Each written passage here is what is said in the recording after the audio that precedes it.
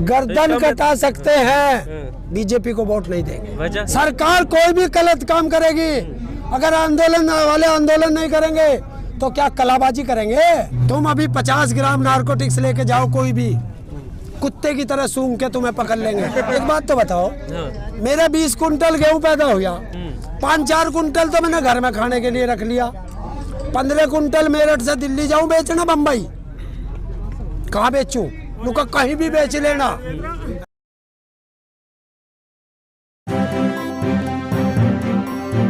Media voice, आपकी आवाज। बिल्कुल, हम तो हैं। मैं गर्व से कहता हूँ मैं आंदोलन जीवी हूँ। मैं गर्व से कहता हूँ हमारे पुरखे आंदोलन जीवी थे। अरे इस देश को आंदोलन जीवियों ने ही तो आजाद कराया। ये आरएसएस वाले तो तब भी देश के विद्रोही थे, अंग्रेजों के साथ थे। हम तो आंदोलन जीवी हैं। आंदोलन से तो देश को आजाद कराया गया। प्रधानमंत्री जी ने आंदोलन जीवी कहकर के हमको देश के राष्ट्रपिता महात्मा गांधी का अपमान किया है, सरदार पटेल का अपमान किया है, भगत सिंह का अपमान किया है, और जितने हमारे लाखों शहीद हुए हैं आंदोलन में, देशभक्ति में, उन सब का अपमान किया है। पर उन्होंने उनका जिक्र थोड़ी किया है। उन्होंने तो ये किया, आप हर मुद्दे पे आ जाते हैं ना आंदोलन करने, कोई भी कानून पास हुआ आप आंदोलन विरोध करने के लिए आ गए, ऐसा थोड़ी है। क्यों? हम तो किसानों के आंदोलन पे, अगर सरकार कोई भी गलत काम करेगी, अगर आंदोलन वाले आंदोलन नहीं करेंगे तो क्या कलाबाजी करेंगे? तो कोई भी उन्होंने काम कानून सही नहीं किया? नहीं किया। बताओ कौन सा किया? एक भी काम नहीं किया है। एक भी काम देश के प्रधानमंत्री ने अभी तक सही नहीं किया। सब पे झांसा दिया देश को। बनने नहीं देंगे विश्व गुरु आप। बनने नहीं देंगे विश्व गुरु। क्या चीज? विश्व गुरु बनने नहीं देंगे देश को। अरे देश का विश्व गुरु बनेगा। अग्रसर है प्रधानमंत्री मोदी, कहते हैं। कैसे बनेगा? कैसे बनेगा? बताया नहीं उन्होंने। कैसे बनेगा? बताया नहीं उन्होंने। बताते दिखते हैं उनको, वो विश्व गुरु की तरफ ही तो लेके चल रहे हैं देश को। तो बताते तो है ही नहीं। बताया, लेकिन आपको समझ में नहीं आता। हाँ, ऐसे आएगा। किसानों की हालत कमजोर थी, कानून लाना चाह रहे हैं, उन्हें मजबूत करना चाह रहे हैं, आप मानते नहीं। मोदी जी कहते हैं इससे आपकी आय दुगनी होगी, आपकी आय दुगनी होगी। कैसे होगी? पता नहीं। किसानों को इससे बिलों से फायदा होगा, किसानों को बिलों से फायदा होगा। कैसे होगा? पता नहीं। मोदी जी बिल किसने बनाया? मोदी जी ये बिल किसने बनाया? पता नहीं। ये तो मोदी ने भी नहीं पढ़ा। क्या बताऊं, कुछ भी कैसे नहीं पता। आपके द्वारा जो चुने गए सांसद है उन्होंने ही बैठ के बनाया होगा ना। हाँ, ये तो अडानी अंबानी के दफ्तर में बन के आया। वो पूछ तो रहे हैं आपसे कि काला बता दो। और हम पूछ तो रहे, बिल उन्होंने बनाया, सफेद क्या इसमें? काला बता दो। मैं बता देता हूँ। इसी कानून का इफेक्ट मध्य प्रदेश में किसानों का धान एक व्यापारी 200 करोड़ का लेकर भाग गया। आ गया पहला, उसे तो मुझे ऐसा लगा भारत रत्न दे देना चाहिए उस व्यापारी को। क्या उनका इनका कानून जो है कितना बढ़िया पास करके दिखाया उसने। किसका कानून? जो मध्य प्रदेश से वो व्यापारी लेकर भाग गया किसानों के 200 करोड़। अच्छा, एक बात बताइए, अगर आपको किसी चीज से दिक्कत है तो ये ऑप्शनल है ना, आप मत उसको, दूसरी चीजें तो वैसी रहेंगी ना, सुचारू रहेंगी। और किसके लिए लाया? किसके लिए लाया? किसानों के लिए 2 ऑप्शन हो गए ना। पहले एक था, अब 2 गए तो फायदे की बात है आपके। पहले एक विकल्प था आपके पास, ठीक है। अब 2 विकल्प हैं। आपकी मर्जी है कि आप पुरानी एमएसपी पुरानी मंडियों में बेचिए, या इस वाले कानून को अपना लीजिए। और हम भी तो 2 विकल्प दे रहे कि 2 प्रधानमंत्री बना दो। ये तो कोई बात क्यों? नहीं, आपने तो चुना है। क्या आपने चुना है ना एक को। हाँ। अब 2 क्यों? तो बिल इसने क्यों बनाया जब पहले से बिल था?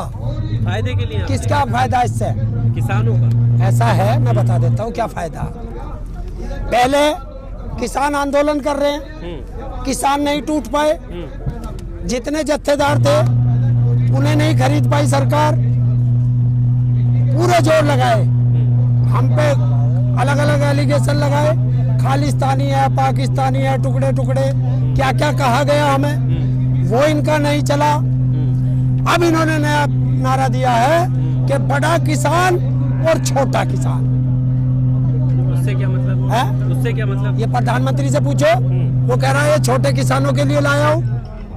एक बात तो बताओ, मेरे 20 कुंटल गेहूं पैदा हो गया, 5-4 कुंटल तो मैंने घर में खाने के लिए रख लिया, 15 कुंटल मेरठ से दिल्ली जाऊं बेचना, बम्बई कहाँ बेचूं? उनका कहीं भी बेच लेना है। और वहाँ कौन खरीदेगा? कौन खरीदेगा वहाँ? कौन खरीदेगा भाई? या उसे भी पैकेट में घर लेके घर घर जाऊं, 2 किलो गेहूं ले लो, 5 किलो गेहूं ले लो। देश का बेवकूफ बनाना छोड़े, दलाली करना छोड़े प्रधानमंत्री। किसकी दलाली? अडानी अंबानी की।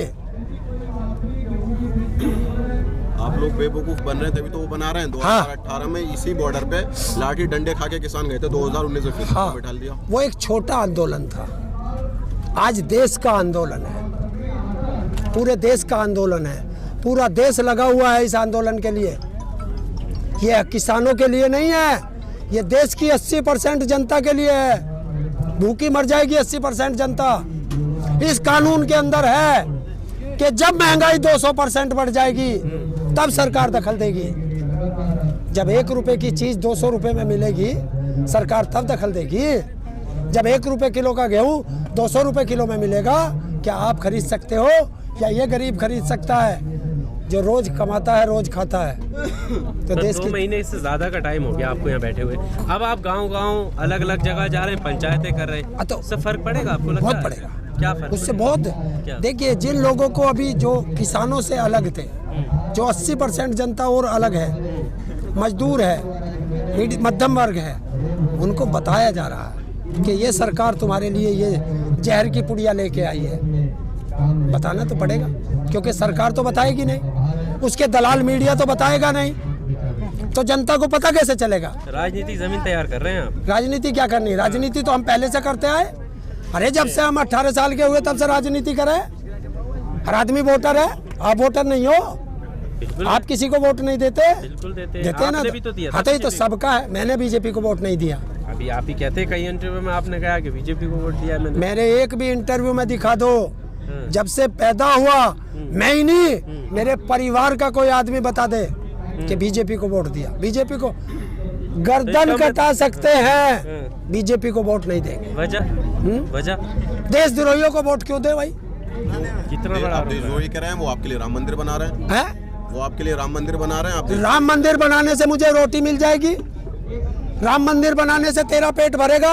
वो तो सत्ता में यही कह के आते हैं ना। क्या कह के आते हैं? सत्ता में तो यही। अरे इस देश का नाश ही ये हुआ कि इस देश को धर्म जाति में बांट के रख दिया, मजहब में बांट दिया। आप लोग बंटते हो तभी तो। हाँ, यही तो है। और अब लोग समझे हैं, समझ रहे हैं धीरे धीरे कि मंदिर बनने से रोटी नहीं मिलेगी, कमा के खाना पड़ेगा।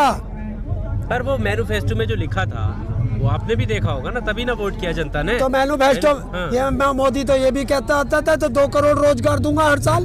वो कहाँ चले गए? कहाँ चले गए? कब किया था वो? 2014 में कहा। हाँ, तो कहाँ चले गए वे? 19 में कहाँ थे आप? 19 में कहाँ थे आप? अरे धर्म के नाम पे बट गए।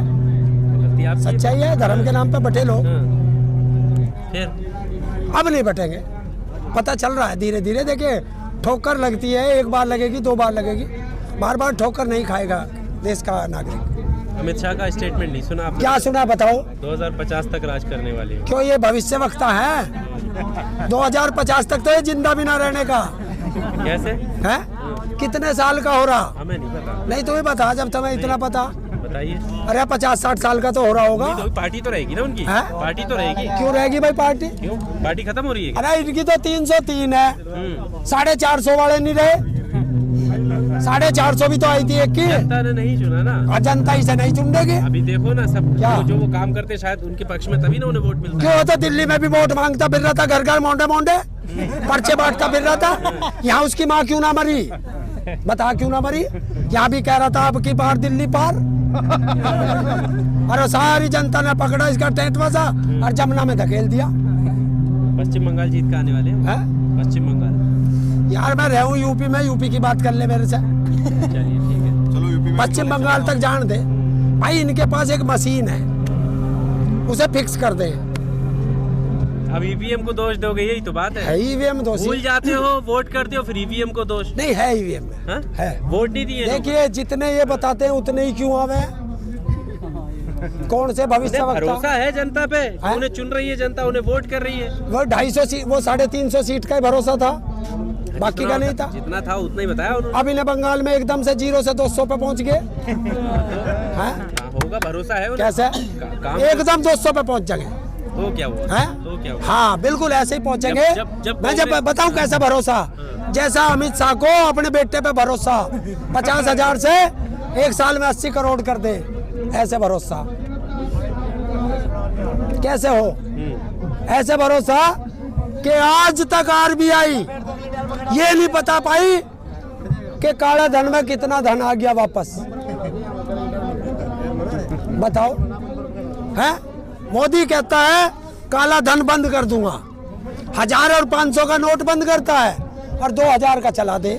आपने तो समर्थन किया था किसे? नोटबंदी का। मैंने ना करा इसकी किसी बात का। फिर उस टाइम अरे यार मेरे अकेले के कहने से क्या आ जाएगा? अकेले के कहने से आपके आपको तो अब मैं बुलाने गया था आपको कि चलो आंदोलन हो रहा है, वहाँ चलो, दिल्ली चलो। अरे यहाँ मेरी जमीन जा रही है, अपनी जमीन बचाना है। अपने भला देखोगे, देश का भला नहीं देखोगे? जब सारे आ गए, सारे आ गए, अब देश वो को देश का मुद्दा नहीं था क्या? वो नोटबंदी देश का मुद्दा नहीं था। अरे यार शुरू में विश्वास भी तो करना पड़ा है। हमें थोड़ा ही पता था इतना बड़ा झांसा राम लिखड़ेगा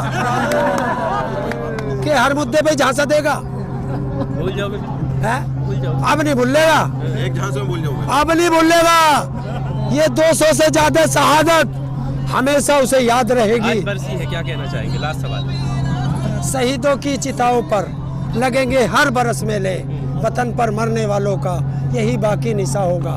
सबको श्रद्धांजलि नमन करता हूँ शीश झुका करके। लेकिन मोदी जी से पूछना भी चाहता हूँ कि मोदी जी जवाब दो कि उनको जो जवान जम्मू से श्रीनगर एयरलिफ्ट से जाते थे, उनको बाई रोड किसके आदेश पे भेजा गया? जवाब दो कि जिनको बुलेट प्रूफ गाड़ी में भेजा जाता था, उनको ऑर्डिनरी गाड़ी में क्यों भेजा गया? जवाब दो। 300 किलो RDX वहां की सड़कों पे गाड़ियों में कैसे घूमता रहा? कहां से आया? किसने आदेश दिया था कि एयरलिफ्ट नहीं करना? कौन है वो आका? आज तक वो NIA जांच कर रही थी, वो NIA का अभी तक जांच क्यों नहीं हो पाई है?